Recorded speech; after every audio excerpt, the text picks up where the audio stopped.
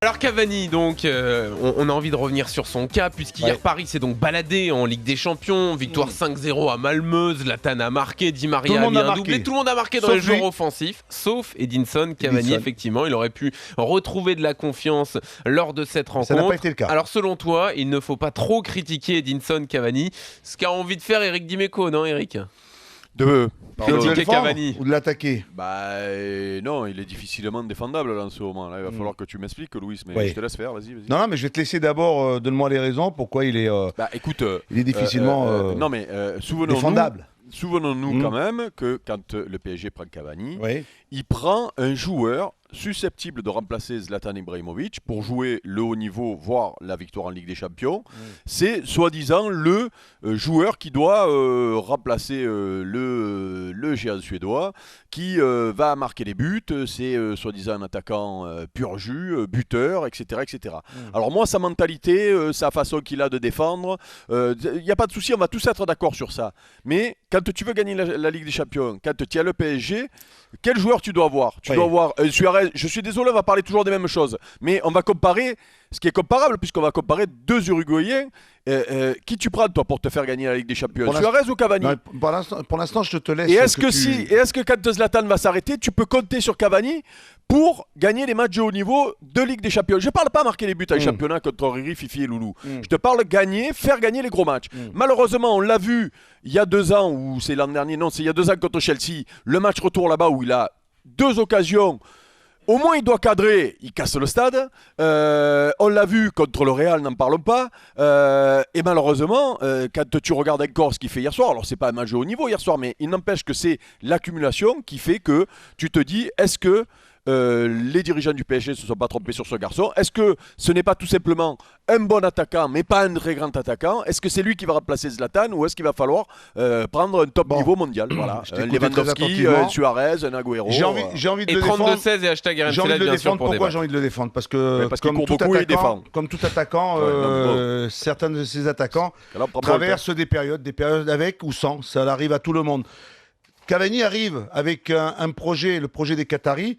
Il fait partie de ces éléments, ces garçons que l'on va chercher certainement en y mettant un prix, un gros prix, un grand prix. Bon, parce que dans cette période, quand on prend Cavani, il joue à Naples. Il joue à Naples et il est efficace, il est bon, il fait partie de ses meilleurs attaquants. Ensuite, ce Cavani, tu sais, comme un attaquant, comme toi, moi, on a joué au haut niveau, on peut par moment avoir des petits soucis, des petits problèmes, tu sais, dans lesquels on n'arrive peut-être pas à s'en sortir. Il faut trouver peut-être une période bien meilleure. À l'heure actuelle, il traverse une période de doute. Il n'est pas dans ses meilleurs états. Mais il faut arrêter de me parler toujours de son prix, parce que si le Paris Saint-Germain... Que tu as vu que je ne t'ai pas parlé du prix. Non, tu ne m'as pas parlé du prix. Je suis d'accord avec toi. Moi, le prix, je sais que ça va rien dire dans le Paris Saint-Germain, il a un élément sur lequel on fait toujours une fixation, c'est M. Zlatan. Il faut toujours faire une équipe autour de Zlatan.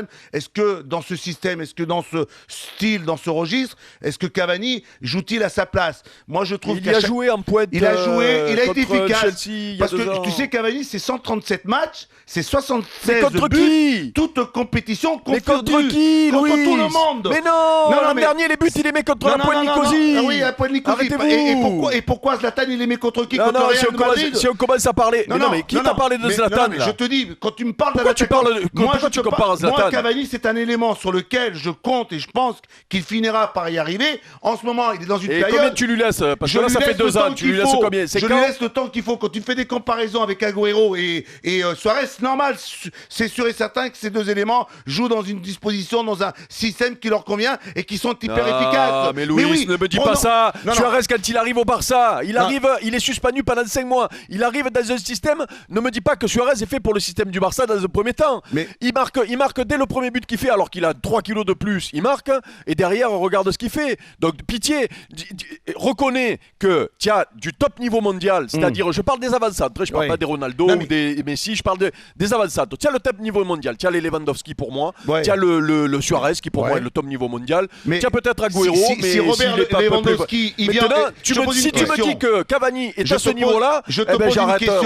Attends, je te pose une question. Si Lewandowski, Suarez et Agüero viennent au Paris Saint-Germain, où est-ce que tu les mets? Dans quelle position tu les mets? Ils mettent 70 buts dans l'année. Non, mais il a raison, Louis, là-dessus, Eric. Comment ça? Sur le positionnement. Dans sa position, dans quelle position tu me mets ces 3 éléments? Est-ce que tu les mets à droite ou à gauche? Comme Cavani peut-il le faire à l'heure actuelle? Il se dévoue pour l'équipe. On lui demande de jouer à droite. Il va à droite et on lui demande de jouer à gauche. Il va à gauche. Le garçon, il a une qualité, il a une mentalité hors norme. C'est quelqu'un qui ne lâche pas. Il manquerait plus qu'il morde. Eh ben, il te met des buts quand même pas dans une position.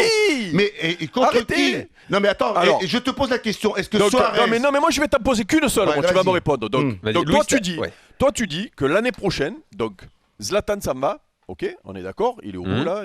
Pour l'instant, il n'est pas parti. Et donc toi tu mets pour gagner la Ligue des Champions au PSG, tu mets Cavani en pointe. Et pourquoi on ne pourrait pas le mettre dans une position avec Di Maria? Réponds-moi. Pour gagner la Ligue des Champions avec Paris, tu mets Cavani en pointe l'année prochaine. Et pourquoi on ne pourrait pas la gagner avec Neymar à gauche et Cavani avant ça? Mais Neymar, tu n'auras pas Neymar. Arrêtez de rêver de sortir des saucisses toute l'année. Attendez, sans parler d'autres joueurs, juste Cavani en pointe, ça mérite de le voir quand même, Eric. Tu peux pas condamner Cavani en pointe sur une saison entière. Il joue sur le côté. On l'a déjà vu sur une saison entière. Mais sur un match, tu nous parles, Eric. Mais toi, tu me dis que dans une équipe qui domine comme Paris, tu me dis que Cavani est l'avancante qu'il faut, le chasseur de but dans la surface, le mec qui fait le geste juste dans la surface. Toi, tu me dis ça, Jean-Louis Tour. Je te dis juste que je suis pas sûr de l'échec. Voilà, comme toi, j'ai pas cette certitude.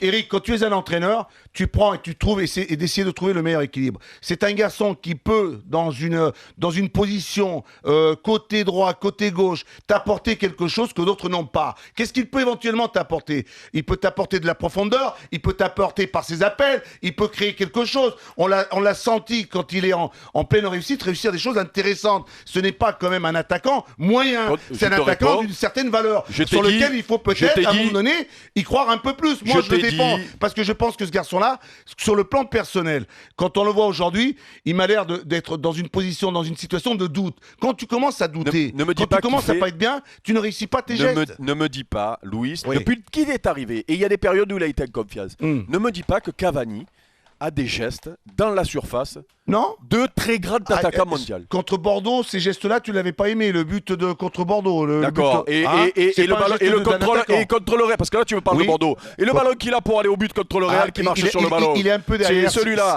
D'accord. Voilà. Sur le débat. Et le ballon qu'il a à Chelsea il y a 2 ans, alors on va passer côté gauche de la surface où il frappe et qui le quille dans la tribune où il doit cadrer. Mais moi ça c'est quoi ça? Tu me permets que je puisse le défendre quand même. Non, on peut quand même le défendre. Il est quand même pas suffisamment. On va pas le démolir. On va pas le descendre. C'est quand même pas un mauvais attaquant. C'est un bon attaquant qui a besoin. Et je pense tout simplement qu'il soit un peu plus en réussite, un peu plus en confiance.